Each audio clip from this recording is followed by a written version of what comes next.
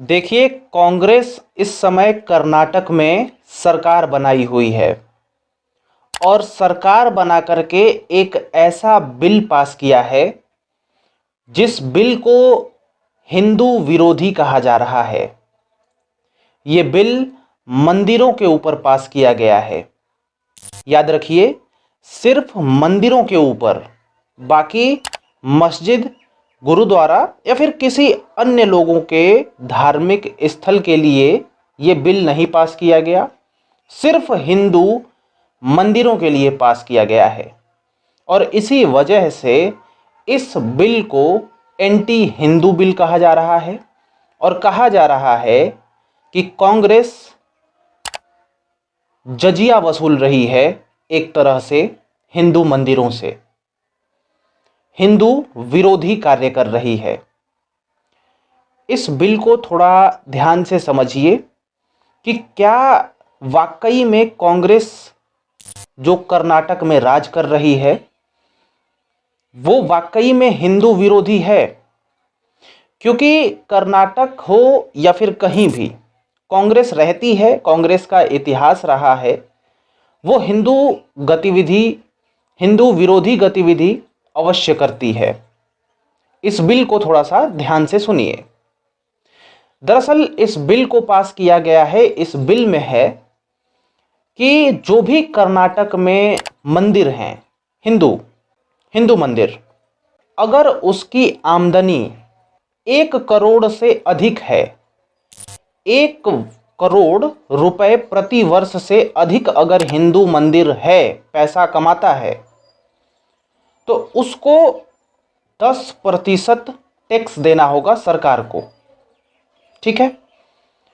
और वही हिंदू मंदिर अगर 10 लाख रुपए से 1 करोड़ रुपए के बीच में प्रतिवर्ष कमाता है तो उस हिंदू मंदिर को 5% टैक्स देना होगा सरकार को। और जो मंदिर 10 लाख प्रति वर्ष से भी नीचे कमाता है, 5 लाख प्रति वर्ष से भी नीचे, उन लोगों को कोई टैक्स नहीं देना है।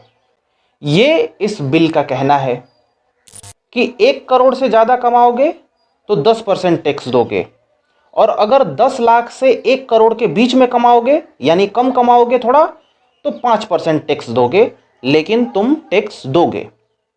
अब जो टैक्स देगा मंदिर, सरकार कह रही है कि इस टैक्स से हम जो पुजारी हैं और उनके बच्चे जो हैं मंदिरों के, इन्हीं लोगों पर ये टैक्स का इस्तेमाल किया जाएगा। यानी जो मंदिर टैक्स देंगे उससे पुजारी, उनके परिवार, उनके बच्चे, या फिर जो कि छोटे छोटे मंदिर हैं या फिर वो मंदिर जिनके हालात ख़राब हो चुके हैं, उन मंदिरों में इस टैक्स का पैसा जाएगा और इस टैक्स से मंदिर सुधार करवाए जाएंगे या फिर एटसेट्रा एटसेट्रा, यानी हिंदुओं के ही कार्यक्रम में इसको खर्च किया जाएगा। सरकार का ये कहना है। तो विरोध किस बात का है? अब हम विरोध की तरफ आपको लेकर चलेंगे, थोड़ा ध्यान दीजिए। भाजपा सरकार ने आरोप लगाया, आरोप ये है कि जो हिंदू मंदिर पर टैक्स लगाए जा रहे हैं, जो टैक्स का पैसा है उसमें धांधलेबाजी यानी घोटाला होगा। मंदिर का पैसा जो टैक्स से कटेगा वो हिंदुओं के कार्य में ना जाकर के किसी और उद्देश्य के लिए भी भेजा जा सकता है, धांधलीबाजी के थ्रू। दूसरी बात और सबसे बड़ा बात इन्होंने ये कहा, बीजेपी वालों ने, कि सिर्फ मंदिरों पर ही टैक्स क्यों लगाया गया है? आखिर ये टैक्स और भी तो धर्म है, और भी तो पंथ है, इन लोगों पर भी लगाया जा सकता था।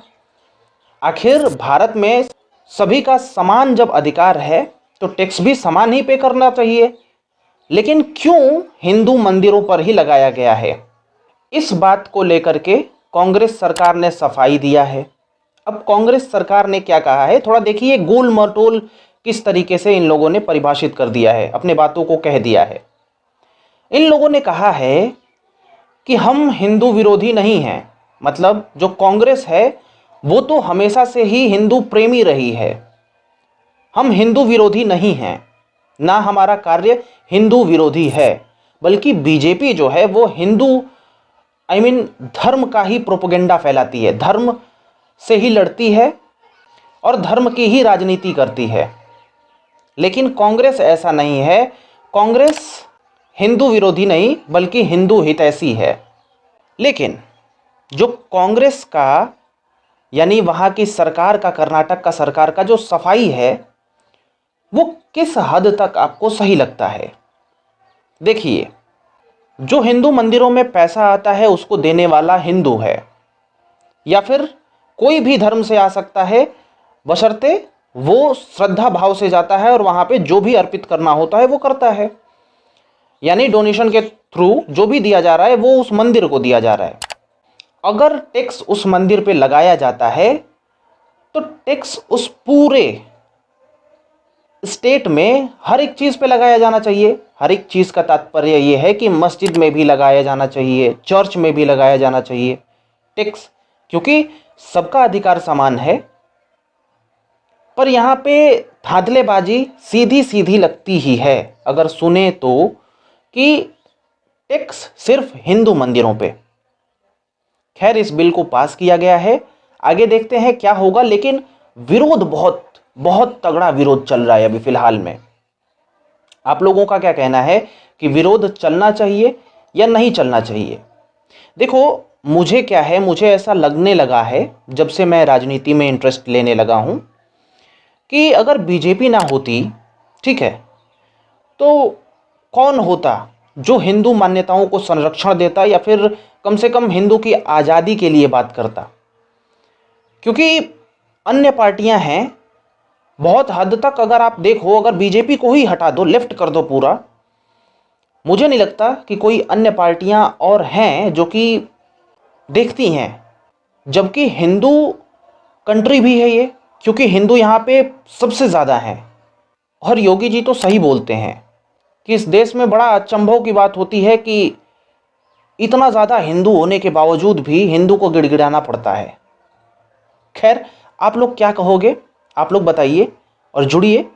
मुद्दा समझ में आ गया होगा, क्या ओपिनियन है आपके, बताइए। राम राम, मैं हूं अंकित सिंह।